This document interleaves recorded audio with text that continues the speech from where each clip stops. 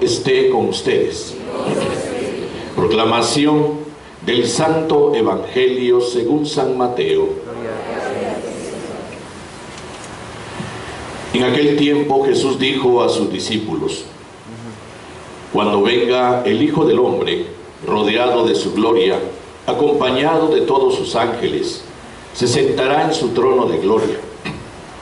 Entonces serán congregadas ante él todas las naciones, y él apartará a los unos de los otros, como aparta el pastor a las ovejas de los cabritos, y pondrá a las ovejas a su derecha, y a los cabritos a su izquierda. Entonces dirá el rey a los de su derecha: vengan benditos de mi Padre, tomen posesión del reino preparado para ustedes desde la creación del mundo. Porque estuve hambriento y me dieron de comer, sediento y me dieron de beber, era forastero y me hospedaron, estuve desnudo y me vistieron, enfermo y me visitaron, encarcelado y fueron a verme. Los justos le contestarán entonces: Señor, ¿cuándo te vimos hambriento y te dimos de comer, sediento y te dimos de beber? ¿Cuándo te vimos de forastero y te hospedamos, o desnudo y te vestimos? ¿Cuándo te vimos enfermo o encarcelado y te fuimos a ver?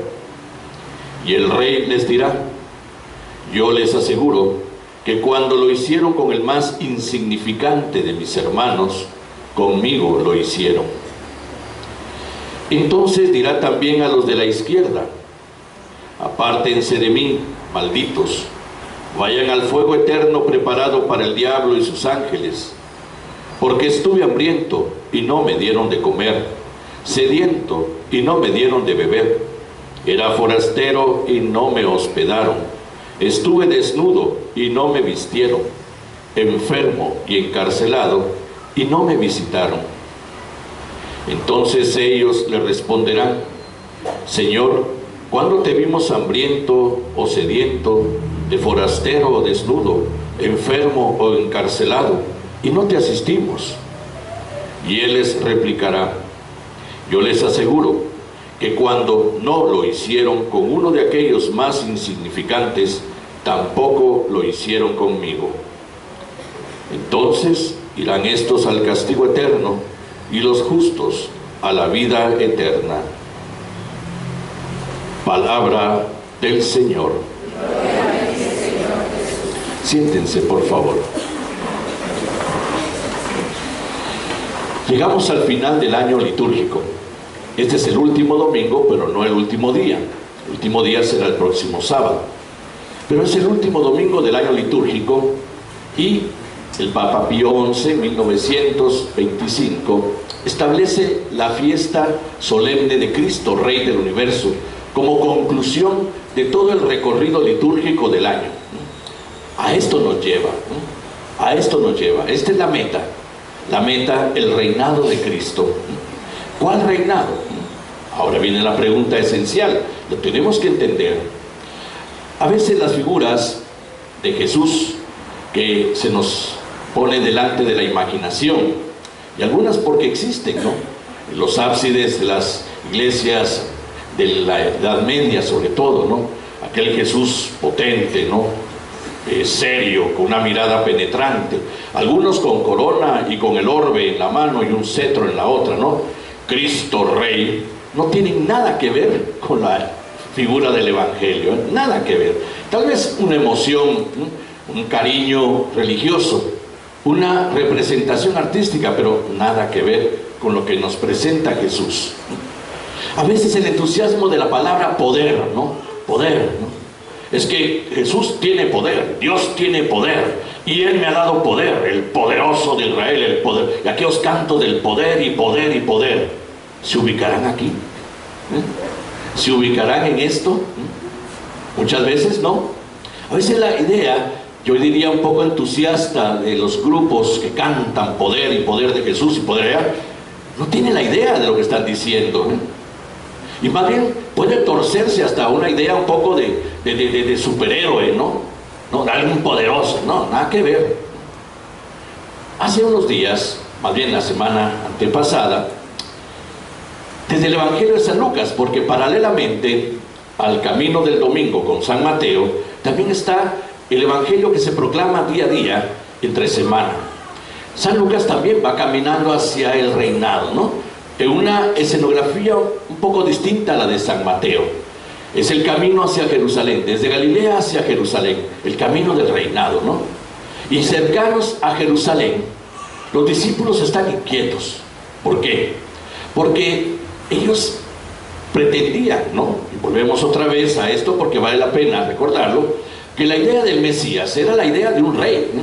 Así, con su orbe, su cetro, su corona, y poderoso, el poderoso de Israel, ¿eh? Y entonces lo ven como que alguien que va tranquilamente, sencillo, casi insignificante, si no es porque ha generado toda una inquietud enorme en Israel.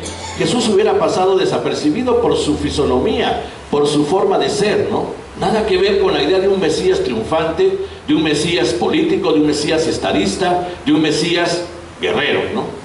Nada que ver. Pero esa era la idea de sus discípulos, cercanos a Jerusalén. Dice, bueno, ¿y ahora qué? ¿Y este por qué no se mueve? ¿Por qué no organiza ejércitos? ¿Por qué no organiza batallas? ¿Por qué no nos da las estrategias de entrada? Nada, nada, ¿no? Y entonces se acercan a él y le preguntan, ¿cuándo vas a instaurar el reino de Dios? ¿Cuándo vas a instaurar el reino de Dios? Y Jesús les hace entender, el reino ya está aquí.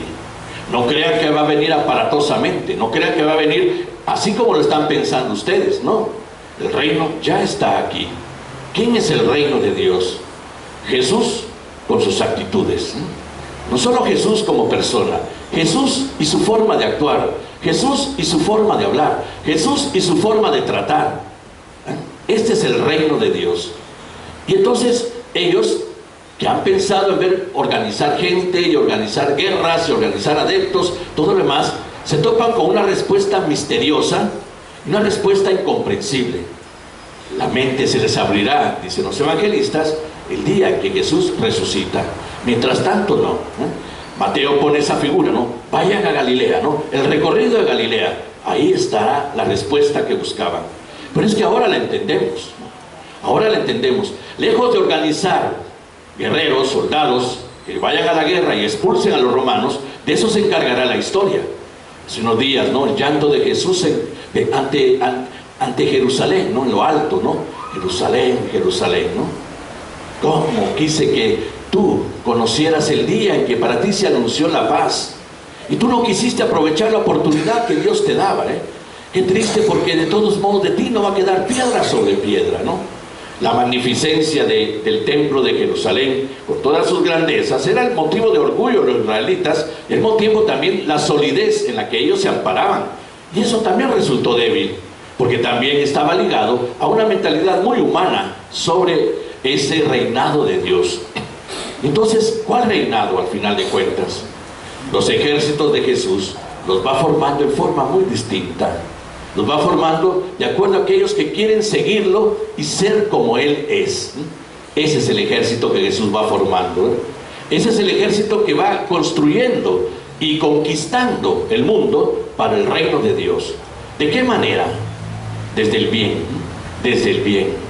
Los soldados de Jesús no son soldados apologéticos que andan defendiendo la doctrina y andan sabiéndose la Biblia de memoria y repitiéndosela a medio mundo y peleándose con otras religiones para decir cuál es la verdadera y cuál no, y cuál es... No. Los soldados de Jesús son aquellos que lo conocen, lo ven y lo viven.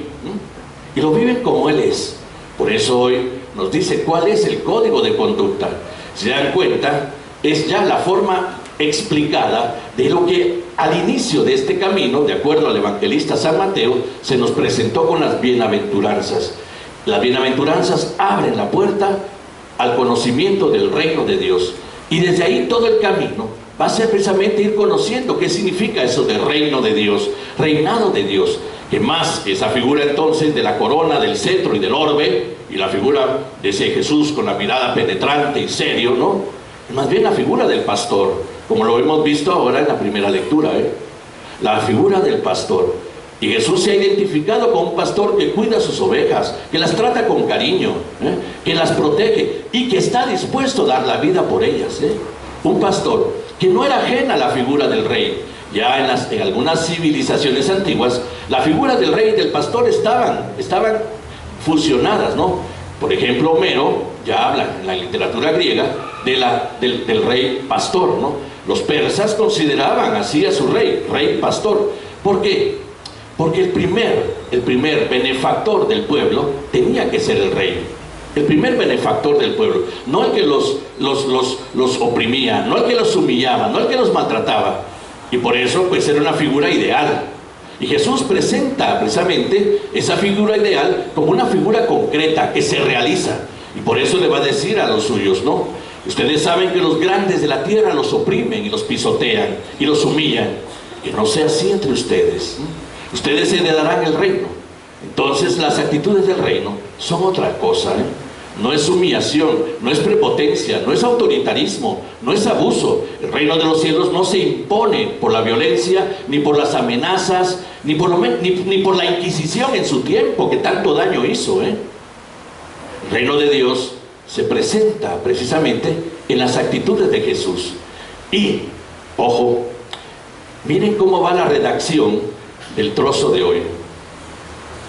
Llamará a todos los pueblos y naciones y las congregará. Está diciendo algo que precisamente reúne una universalidad. Fíjense que no está hablando, llamará a todos sus discípulos, llamará a todos los cristianos. No, llamará a todos los pueblos y naciones. Quiere decir que entre los pueblos y naciones habrá cristianos y no. Habrá gente de otras religiones, habrá gente de varias culturas, habrá gente de muchas formas de pensar, pero dentro de ellos serán escogidos los que hicieron el bien. Dentro de ellos serán llamados los que hicieron el bien, los que contribuyeron a la construcción del reino de Dios, los que se hicieron adeptos a ese reino, los que se sintieron precisamente llamados a formar parte de esos habitantes del reino de Dios, cristianos o no. Ser cristiano no es garantía de pertenecer al reino eterno, porque hay muchos cristianos, pero a ver, ¿cuántos de verdad se identifican con el camino de Jesús? ¿Cuántos han preferido la religión cómoda, estructurada, de la cual no mueven ni un dedo, pero por como ya cumplen con lo religioso, ya todo está hecho, ¿no? Y a veces, vuelvo a repetir, qué falta de compromiso se presenta ahora en el cristianismo.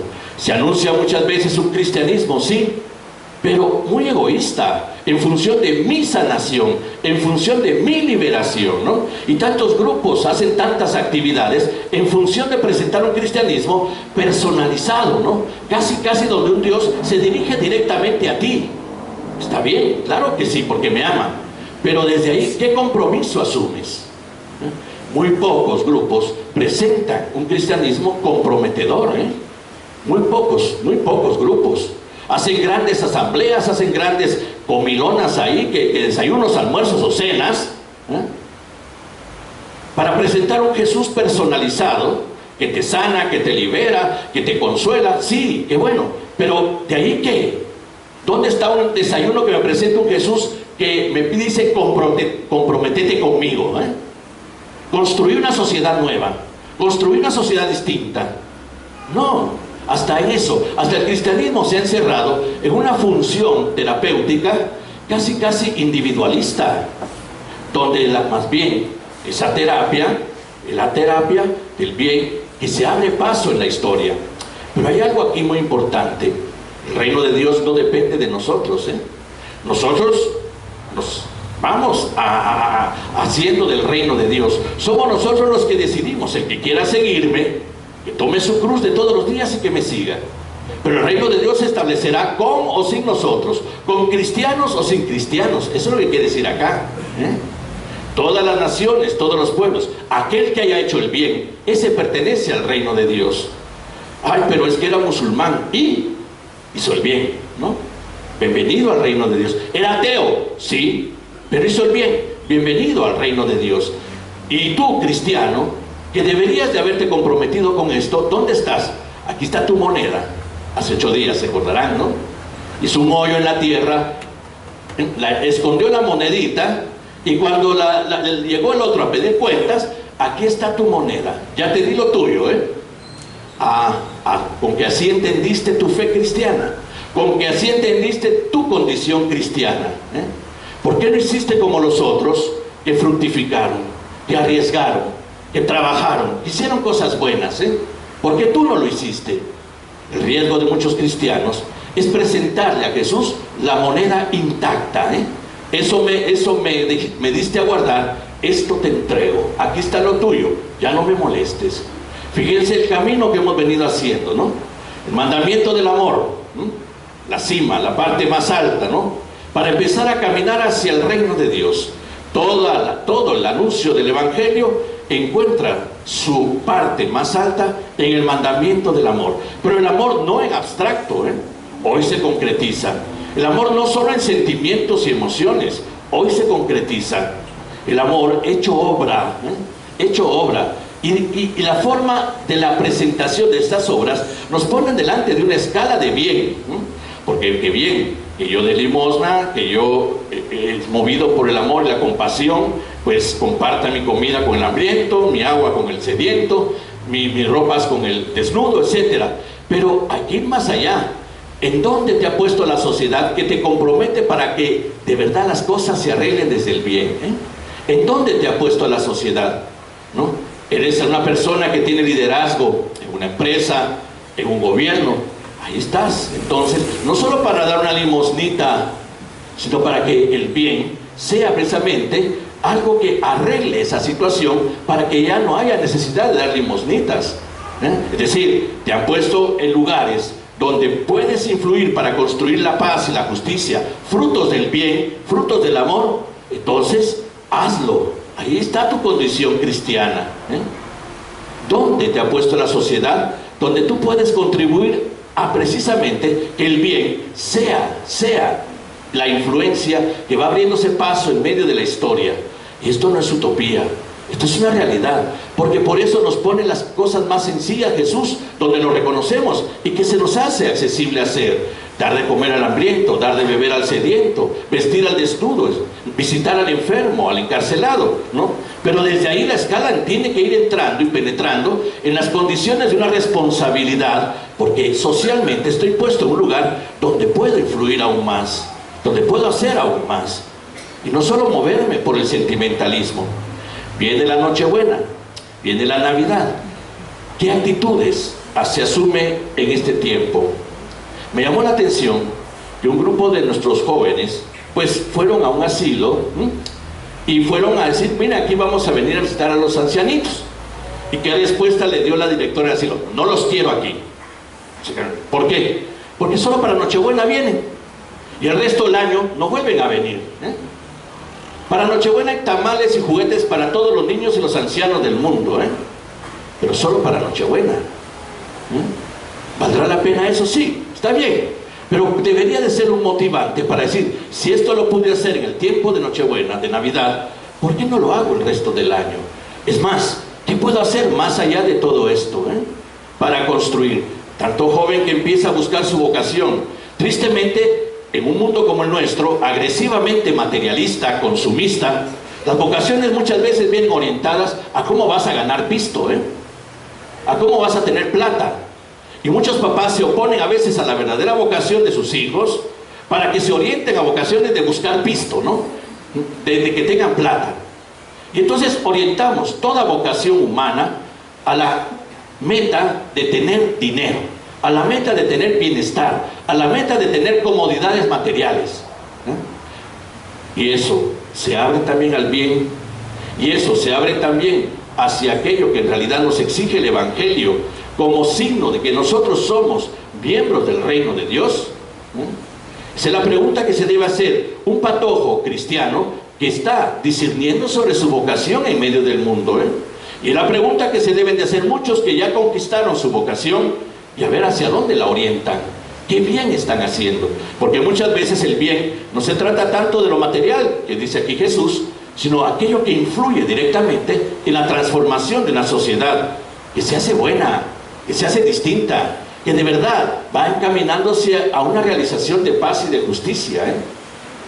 Y esa es nuestra responsabilidad. A eso nos lleva el Evangelio de hoy. Esa es la construcción del reino de Dios. Y eso es lo que presenta al verdadero rey, que es Cristo. Y por lo que está diciendo acá, está diciendo claramente que al final el reino se va a cumplir. Y que Él va a gobernar desde la bondad, la figura del pastor bondadoso, toda la creación.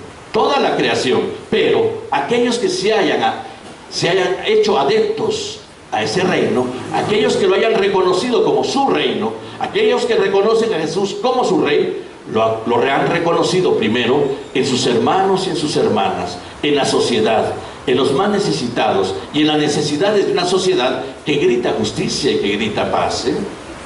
Y ahí está nuestra construcción del reino de los cielos. Así tenemos que ver ese reinado. Por eso, cuidado cómo orientamos nuestras vidas hacia una visión muchas veces egoísta de la propia salvación. Y a veces la salvación ni siquiera es trascendente, donde Jesús dirá, pasa adelante y celebra conmigo la vida. Y celébrala definitivamente, no. A veces salvación en cuanto tengo pisto, tengo comodidades, tengo todo lo que necesite en este mundo. Pero acuérdense de aquella parábola tan terrible. Insensato, esta misma noche me entregas el alma. ¿Y a dónde va todo lo que acumulaste? ¿A dónde va todo lo que acaparaste? Por eso es que la orientación hacia la bondad tiene que ser la orientación de toda la exigencia vocacional cristiana. Toda. La bondad. Es que no se nos pide otra cosa. El amor se concretiza en obras, se concretiza en actos. Por eso, si ustedes se dan cuenta, nosotros evidenciamos mucho el mandamiento del amor. Pero Jesús lo menciona muy poco desde su boca en el Evangelio, muy poco, porque habla de obras. Él obra, Él hace, Él actúa, porque desde ahí manifiesta que de verdad ama. Por eso al final, en todo el discurso del amor de la última cena, de acuerdo al Evangelio de San Juan, sus discípulos caen en la cuenta de que esa es la razón de la presencia de Jesús en medio del mundo. El obrar por el bien desde la compasión, el obrar el bien desde la misericordia. Eso es lo que precisamente se nos pide a nosotros si de verdad formamos parte del reino de Dios y lo queremos construir junto con Él, para que el día de su plenitud nosotros participemos de ese reino definitivamente. Por eso se pone esta fiesta al final, se pone esta fiesta al final del año litúrgico, para decir, todo lo que meditaste el domingo, toda esa palabra de Dios que conociste en el recorrido del año, ahí termina. Ahí está su hermosísima conclusión. Ahí está su triunfo, ahí está su verdadera victoria. Por eso entonces, día a día, encontrémonos delante de nuestra vocación cristiana, nuestro pertenecer al reino de Dios. Y entonces revisemos nuestras verdaderas intenciones de vida desde nuestra identidad cristiana. Es triste que a veces esa identidad cristiana venga marginada por otros intereses. Bueno, al final será aquí la respuesta. Tuve hambre y no me diste de comer. Tuve sed y no me diste de beber. Estuve desnudo y no me visitaste. Enfermo y no me fuiste a ver. Es decir, tuviste oportunidad de verme, una realidad que no quisiste trabajar cuando tú podías hacerlo. El puesto en que estabas, la situación en que estabas, te hizo precisamente capaz de poder hacer algo por mí. Por mí, porque la identidad de Jesús es esa. Por mí, en ese lugar, en ese puesto, en esa situación, y no lo quisiste hacer. Te dejaste llevar por tus intereses, te dejaste llevar por tu egoísmo, te dejaste llevar por la ambición, porque hay corruptos, por eso mismo. Y entonces, no me llames Padre, no me llames Rey, no digas que eres cristiano, porque no lo eres. Congregar de entre todas las naciones y pueblos hablará claramente de que es el bien el que nos identifica con Jesús, cristianos o no, gentes. Pero con mayor razón nosotros los cristianos, que sí conocemos a Jesús y que Él quiere que lo identifiquemos día a día en las necesidades de sus hermanos y hermanas más pequeños, de los más marginados, de los rechazados. Y todo lo que hiciste a estos hermanos míos, aún al más insignificante, me lo hiciste a mí. Vamos a confirmar nuestra fe.